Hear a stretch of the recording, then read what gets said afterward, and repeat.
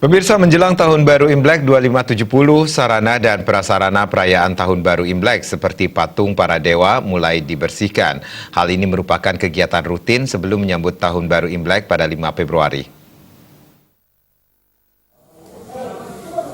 Tradisi dari umat Konghucu di Kabupaten Buleleng setiap menyambut Tahun Baru Imlek adalah menggelar ritual pembersihan tempat ibadah dan patung para dewa di kelenteng-kelenteng. Tradisi tersebut dilakukan di salah satu kelenteng, yakni Kelenteng Lin Guan Kiong. Ini terletak di kawasan eks Pelabuhan Buleleng. Menurut kepercayaan warga Tionghoa, sebelum Tahun Baru Imlek, para dewa kembali ke nirwana. Untuk menyambut Tahun Baru Imlek 2570 mendatang, patung maupun altar para dewa dibersihkan agar saat para dewa kembali ke bumi, semuanya sudah berada dalam keadaan bersih, sekaligus memohon berkah di Tahun Baru. Hal yang berbeda dalam perayaan Tahun Baru Imlek kali ini adalah keterlibatan remaja, khususnya generasi muda mulai terlihat. Muda-mudi bersatu padu untuk merayakan Tahun Baru Imlek bersama. Tidak ada satu hal yang baru ya, karena setiap tahun pun dilaksanakan hal yang sama.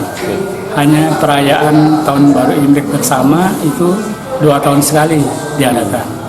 Jadi kebetulan 2 tahun yang lalu itu ada dan tahun ini pun akan diadakan sekali lagi.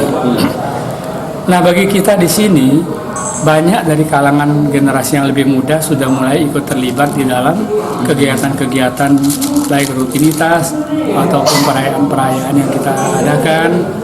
Itu satu hal yang sebagai saya sebagai orang tua merasa sangat terhibur karena ada generasi muda yang mau ikut aktif di dalam kegiatan-kegiatan tempat ibadah kita.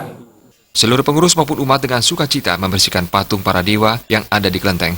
Mereka berharap di Tahun Baru Imlek nantinya, umat manusia diberkahi sekaligus memohon keselamatan dalam kehidupan duniawi. Komang Yuda.